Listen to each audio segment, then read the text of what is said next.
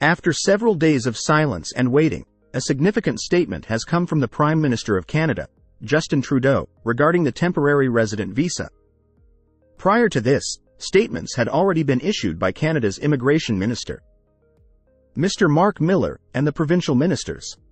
However, this is the first statement coming from the Prime Minister of Canada. Let's see what this statement means in the coming days.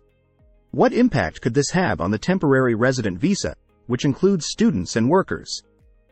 To know this, you will need to watch the video until the end. Now let's talk about Justin Trudeau.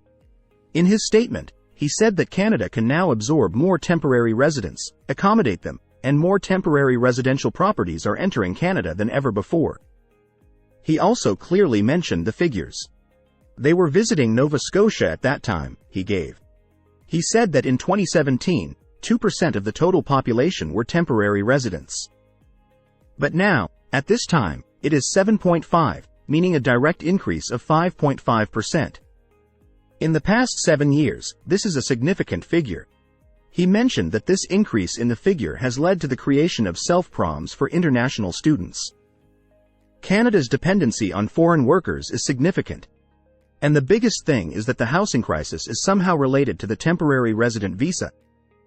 The meaning of this statement is that in the coming time, Canada has already limited the count of students.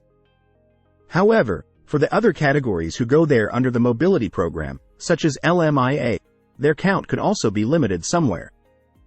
Canada has now decided to cap the count of temporary residents who go there, limit their count. Let's talk about permanent residents, because if Canada's total population is increasing, then the share of temporary residents is very small in it. The major part is of those who go there as permanent residents, so this. Although Trudeau did not make any statement on this, his housing minister, who was previously the immigration minister, San Fraser, has made a statement on this.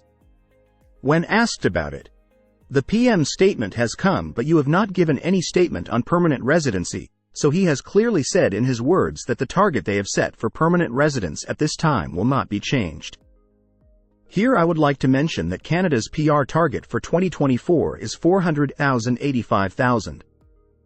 In 2025 and 2026, the target is 500,000. Fraser said that any permanent residential target will remain as it is every year. However, he mentioned that the temporary resident visa will be capped, limiting it. The effects of this decision could lead to changes. The first effect we have already seen is the limitation on the count of students. By imposing a cap, now only the students with better profiles may be able to secure a spot in Canada.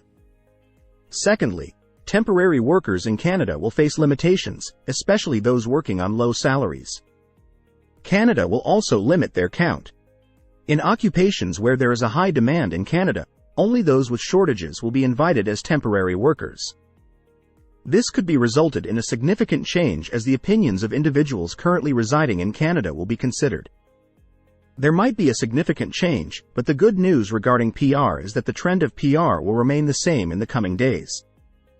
Canada is known as the country where PR is the easiest, whether it's for students or workers.